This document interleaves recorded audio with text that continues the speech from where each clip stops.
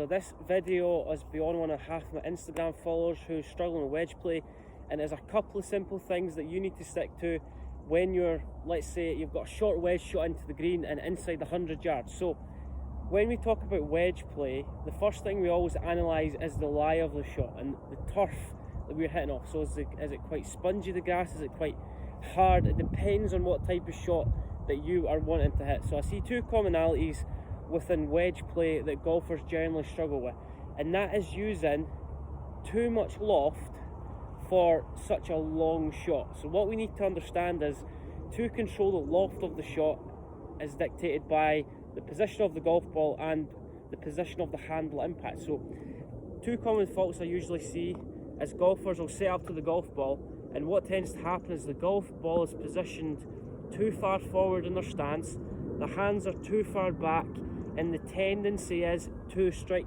the bottom groove of the club, and when we do that we increase a lot of spin.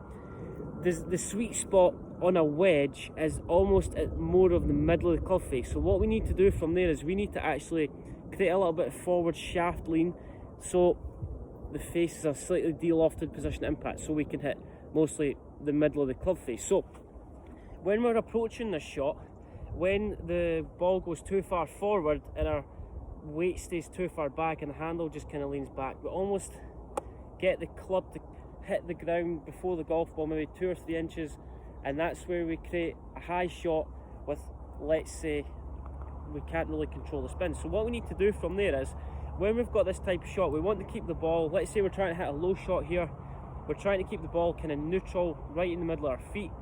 We want to keep our weight a little bit favouring our left side, and from there we're just going to focus on where the club actually strikes ground to make it easier to control your wedge shots. It's understanding how much the handle has to move forward and backwards, and how that dictates the actual position of the club face and how that affects the loft on the club. So let's think, the further forward we move the ball, the more the handle wants to sit back, the more that encourages to hit out the bottom groove or slightly towards the bottom of the club face.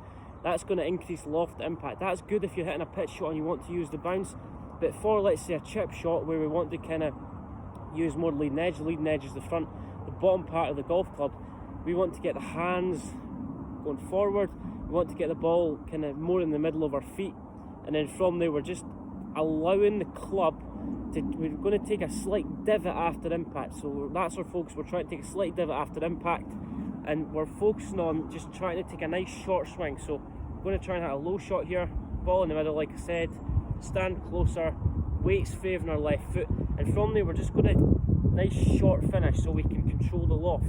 The hands are ahead at impact as opposed to the handle behind. So hands ahead impact, we're just making a nice smooth stroke out. As you can see, I've taken a divot after the golf ball there. So guys, if you're struggling with that fault, the ball's kind of thinning across the green, you're struggling to control the distance, what I want you to do is, when you go back to the basics, focus on ball position, check the ball positions a little bit further back, check the hands a little bit further ahead, and just make sure that you maintain weight towards your left foot. We don't want to help the golf ball up in the air.